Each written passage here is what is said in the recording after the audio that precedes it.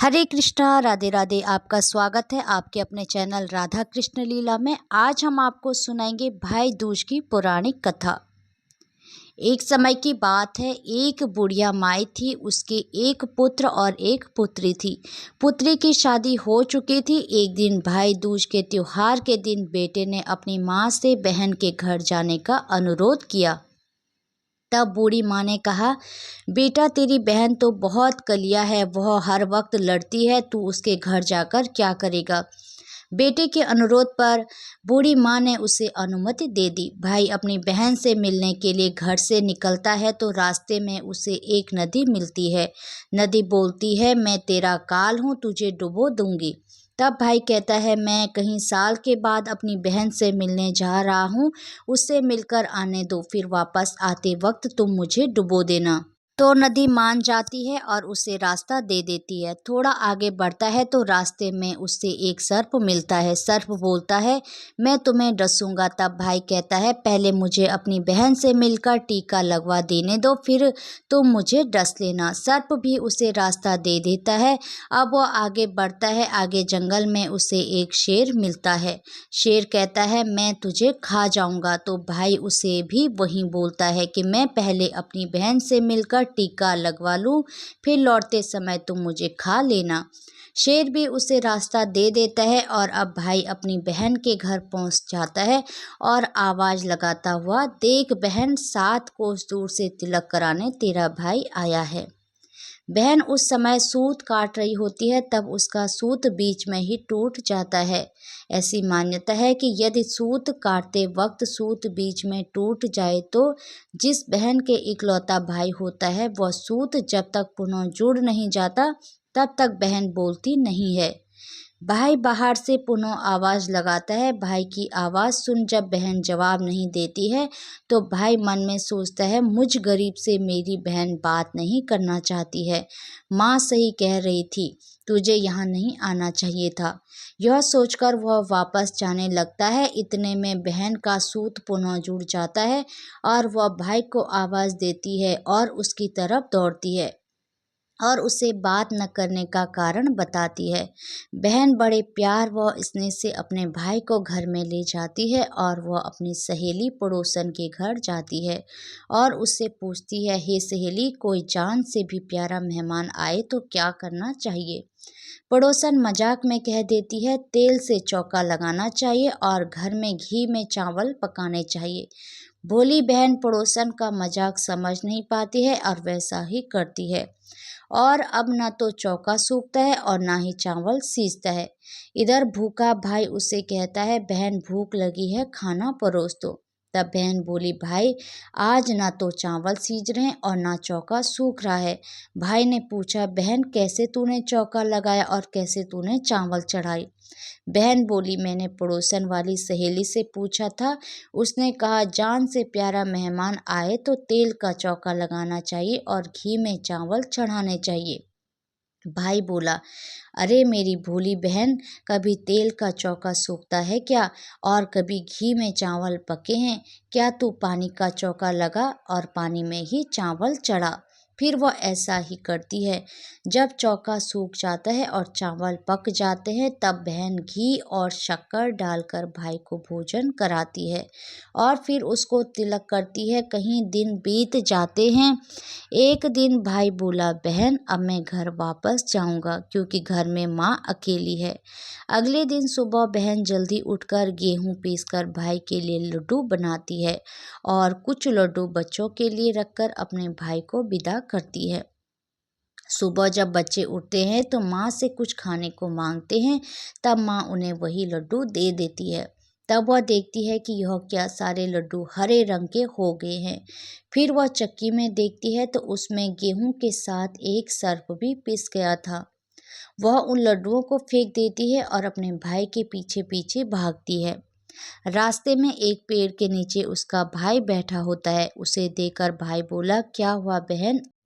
तब बहन पूछती है कि मैंने तुम्हें जो लड्डू बांध कर दिए थे वह कहाँ हैं। भाई ने कहा, बहन तेरे लड्डू मैंने अभी नहीं खाए, पेड़ पर टंगे हैं, ले लो।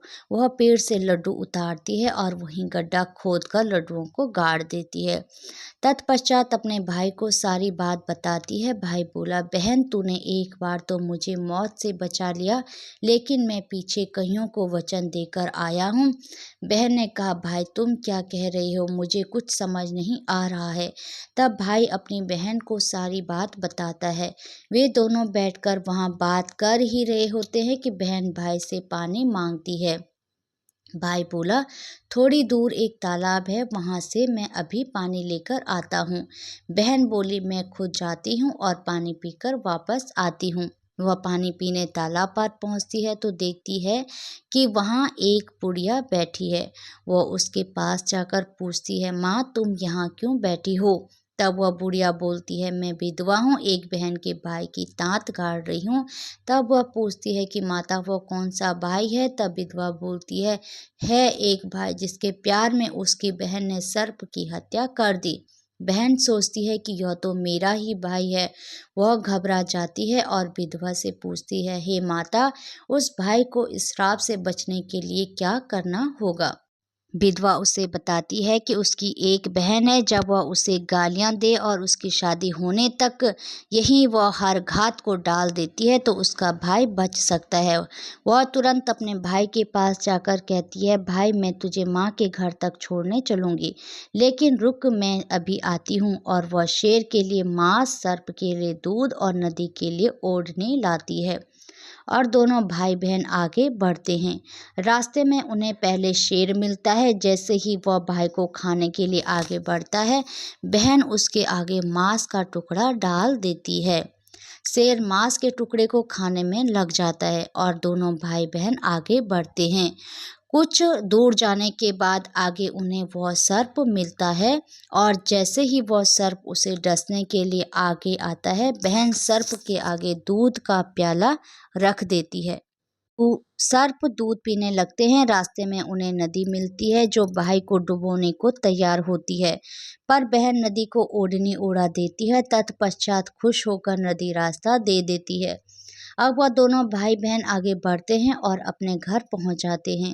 बेटी को देखकर माँ खुश हो जाती है, पर बहन उसी समय भाई को गाली देने लगती है। तब माँ बेटी से कहती है, इस झगड़ालू बहन को क्यों ले आया है? तब भाई बोलता है, माँ बहन तो बहुत अच्छी थी, पर पता नहीं इसे आते ही क्या हो गया। थोड़े दिनों में भाई का रिश्ता आता है। तब सब कहते हैं, बहन पागल तो है पर भाग्यवान है। पर जब ससुराल वाले सगाई के लिए मिठाई लाते हैं तो बहन कहती है, इसकी मिठाई क्यों बांटते हो, पहले मेरी मिठाई बांटो। कहीं बड़े बुजुर्ग बोले, इसे भी भाई के साथ बिठा दो। सगाई शुरू होती है और वहाँ आग लग जाती है। बहन को पता ही था कि उसके भाई का घात है। उसने तुरंत ही वो आग बुझा दी। अब कुछ दिनों के बाद शादी के कार्यक्रम शुरू होते हैं, परंतु बहन हर समय भाई के साथ रहती है। जब भाई की निकासी होने लगी तब बहन बोली, अरे इसकी निकासी क्यों करते हो, पहले मेरी निकासी करो और इसके पीछे के दरवाजे से लेकर जाओ। बहन के इतना बोलते ही आगे का दरवाजा टूट गिर जाता है। सब कहने लगते हैं, भले ही बहन झगड़ती है पर बार बार भाई की जान बचा रही है।